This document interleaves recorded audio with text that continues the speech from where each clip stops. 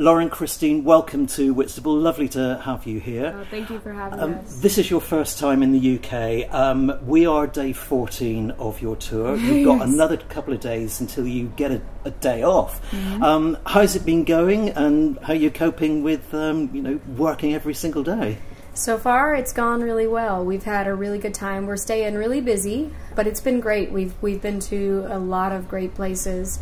We started in Scotland and have made our way over here, and we've just seen some really beautiful sights. We've met a lot of really great, friendly, interesting people along the way, and we're all tired, but it's been worth it. Brilliant. Well, and I think that having such responsive crowds really helps get our energy up, even when we are feeling a little bit tired. The crowd energy really helps us out.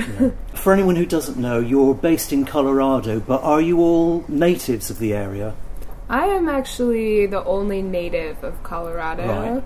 Everybody else is from other states. So we've got Mississippi, Connecticut, New York, and Michigan.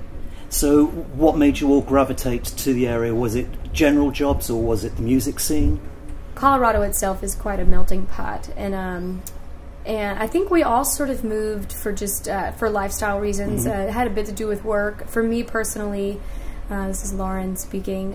It's a place that I had always wanted to visit. I moved there sight unseen, knew I would love it, and I did. The mountains are just so gorgeous. I think that's why a lot of people move to that area.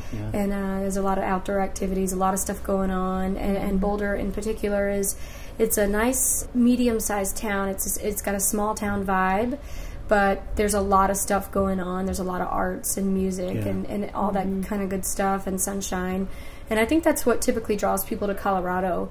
There's a great music scene there as well, where we all sort of met through playing with each other at sessions, at jam sessions, bluegrass jams. And did the band grow out of those sessions, or did one of you sort of like bite the bullet and say, I think we actually should make a proper band out of this? Yeah, so like I said, we all met separately at different jams across Boulder County, and actually I put together a gig in Denver a few years ago, and it was a solo gig, and I said I don't want to play it by myself, so I billed it as Lauren and Friends, and I called on Dusty and Pete and Leslie.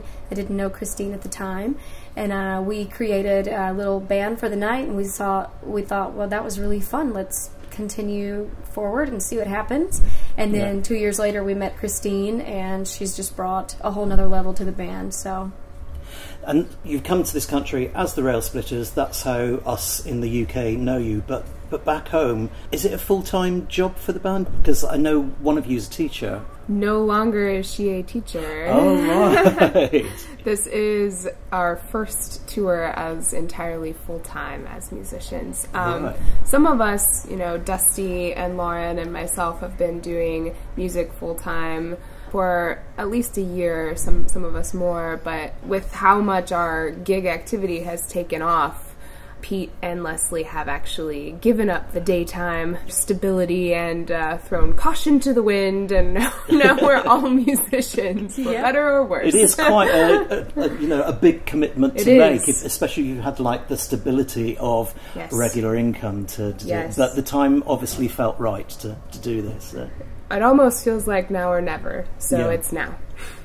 Was that partly spawned from the recording of the second album? Because you had a self-titled album out a couple of years ago, and you've just released your second album, The Faster It Goes. Was that the point where you said, right, now we need to actually make this our full-time commitment? Yeah, as the years have gone on, we've gotten busier and busier, and we've gained this sort of momentum, especially with this new album out, and we thought, well, we're raising a bunch of money, we're funding this album, we're putting a lot of effort into this, and we want to be touring as much as possible.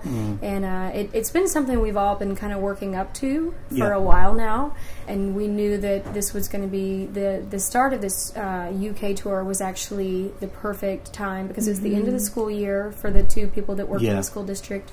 So it was something that we have had in mind for a while, and we were trying to plan the big day, like when's that actually going to happen, and it worked out, and it was a nice smooth transition, and it's just perfect timing because of the album. So they kind of did go hand in hand. We were sort of expecting to release this album right at this time that we are kind of making a big move. So I think winning the Rocky Grass Band competition in 2013 had a lot to do with that too, because it was almost sort of a validation of everyone's thoughts already. You know, thinking that we should see where this goes, and then having a success like that is validating it creates sort of a credit with the outside world. I think that really helped spur us in that direction. It is a strong critical foundation on which to say, right, we know that's the springboard we need to go We're forward. Not deluding ourselves. We actually sound okay.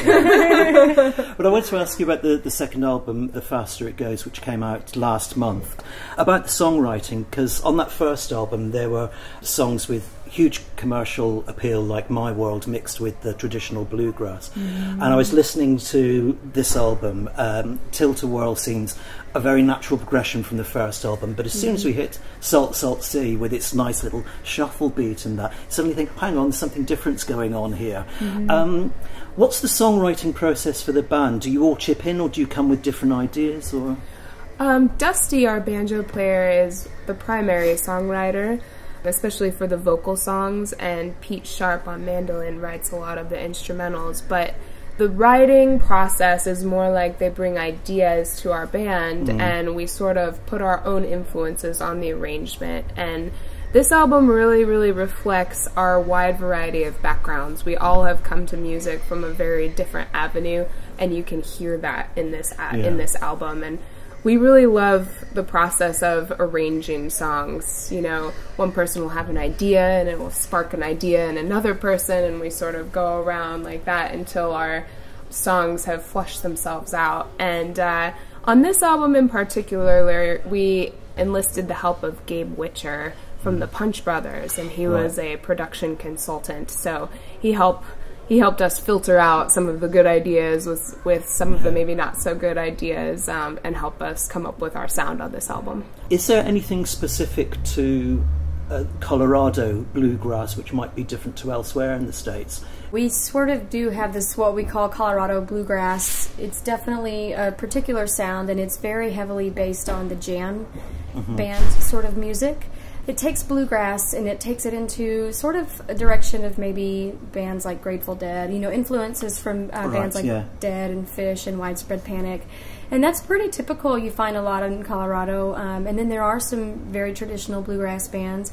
Like I said, there's a wide range of bluegrass music all across the state, and it's actually where I started, you know, getting really saturated with bluegrass. Everybody thinks that since I'm from Mississippi that it started there, and it was not until I moved to the mountains. And so that is sort of the signature Colorado sound, and we really do want to appeal to a much larger audience. It's you know, traditional bluegrass is great, and we come from those roots, and we respect the roots of bluegrass, and we all still listen to traditional bluegrass music, but we listen to a lot of other stuff too, and it's been great to sort of find other fans who maybe not, you know, we've had some people after shows come up and say, you know, my husband dragged me here. I don't even like bluegrass, but I really like what you guys are doing.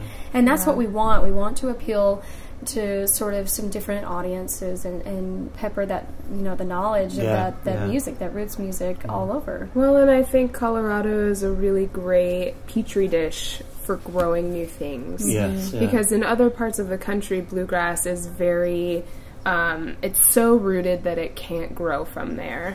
Bluegrass is an amazing genre, but unfortunately if you keep that in a museum, it's probably going to die off. And we'd love to introduce more and more people, more and more audiences to what we're calling acoustic music, introducing them to a style that they may not have heard before. And Colorado is so open-minded that you can be influenced by the roots and yet bring in all of these influences from other genres like jazz or swing or rock or funk or anything really, and bring it in, and people are going to be open to it instead of becoming immediately closed off. And I think what we're trying to do is sort of inject acoustic music into all sorts of audiences just to expose people to that. What about the younger generation? Because we've noticed in the UK in recent years there seems to be a real groundswell of interest in young folk musicians coming through and looking back at their British roots heritage, shall we say.